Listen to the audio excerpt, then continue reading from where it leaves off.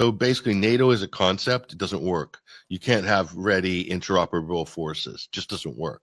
It's Mhm. never been tested, and they don't want to test it. No, nobody in NATO wants to go into combat with Russia. Nobody. This is why they poured everything into Ukraine. In a way, European countries are scared of having to go into a real war, and so they've done everything to encourage and bribe and arm and support and give political cover to Zelensky in Ukraine, in order to avoid having to actually go into combat, because that's their biggest fear.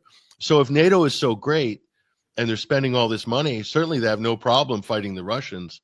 They have this huge, they say, well, we've got France as a nuclear power, Britain's a nuclear power, but no, they don't. They're not. They don't matter. The United States is the only force in NATO that matters. Everybody else is really a minor operator who's along for the ride, who might contribute a few things, but none of them have any serious standing forces. And young people don't want to get in a war with Russia.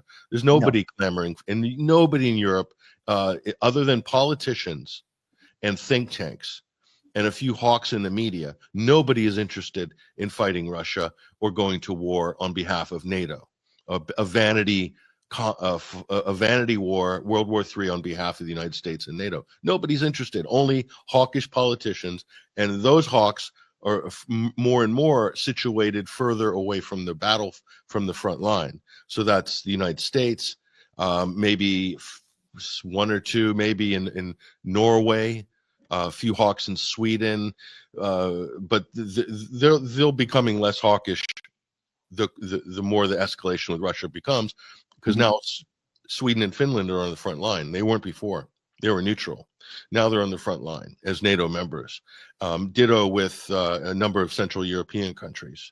So I mean, the United States is, hawkish, and U.S. is with Trump is going to say, okay, let's wind this down, because that seems to be a popular thing to do, because they can't fight a two-front war.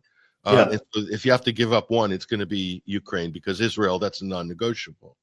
But they're not going to be able to get the deal in Ukraine that they have been talking like they can get, because nobody wants to admit the fact that the U.S. holds no cards in Ukraine at all, and that it's Ukraine, Kiev, Zelensky, it's a busted flush.